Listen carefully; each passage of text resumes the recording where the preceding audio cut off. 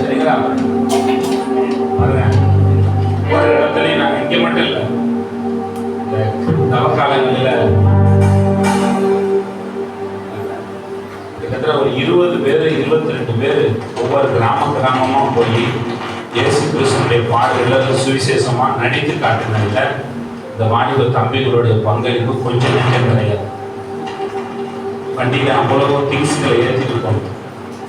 ஒவ்வொரு கிராமமாக போய் பல நாட்களில் போய் நாங்கள் எல்லாம் சேர்ந்து போய் இந்த இடத்துல நடிச்சு காட்டிடுவோம். இந்த இடத்த ஒழுங்குபடுத்துறது, அந்த ஆலயத்தில் மற்ற காரியங்களை செய்கிறதுலாம் இந்த தம்பிகளுடைய பங்களிப்பு இருந்தது ரொம்ப முக்கியமானதாக இருக்கும். சின்ன பிள்ளைங்களா இருக்காங்க, இவங்களோட பங்களிப்பெல்லாம் எங்களால் மறக்கவே முடியாது.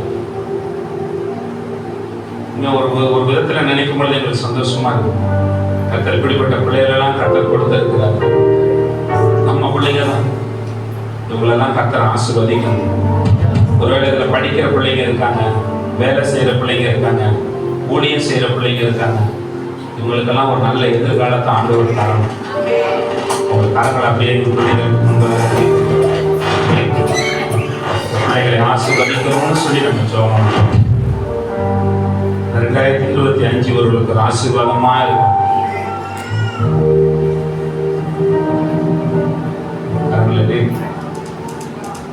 உங்க உள்ளத்தின் ஆழத்தில் ஆண்டவரே இந்த பிள்ளைகளை ஆசீர்வதிக்கப்பான்னு சொல்லி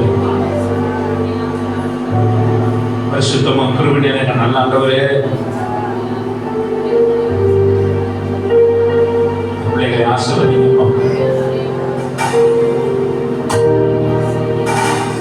உங்களுடைய எல்லா எதிர்காலங்களும் உங்களுடைய கரத்தில் ஒப்பு கொடுக்கிறோம்.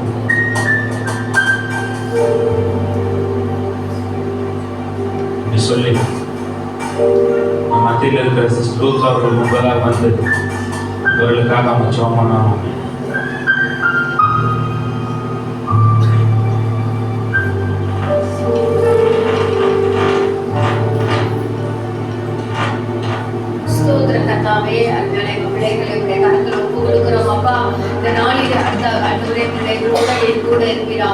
நீதியின் சூரியன் எங்க பிள்ளைகள் மேல எழுப்பி பிரகாசிக்கும் போது கர்த்தர்காவை பிள்ளைகளை பாதுகாக்கிறாங்க. உன்னதமான மறைவில் இருக்க சர்வ வல்லவருடைய நிலையிலே தங்கும்படி எங்க பிள்ளைகள் மேல ஒரு விசேஷித்த அபிஷேகம் இறங்கட்டமானவர். அப்பா இப்ப இருக்கிறதுல வாழ்க்கையில 1000 மடங்கு ஆசீர்வதிப்பேன் சொல்லுங்க. ஆவிக்குரிய வாழ்க்கையில 1000 மடங்கு ஆசீர்வதிக்கிறாங்க. எங்க பிள்ளைகளை ஒவ்வொருவரையும் பேர் பேராக ஆசீர்வதிக்கிறாங்க. பலப்படுத்துங்க. இயேசுவின் நாமத்தில் ஜெபிக்கிறோம் நல்ல பிதாவே. ஆமென். நல்ல ஒரு கை தட்டி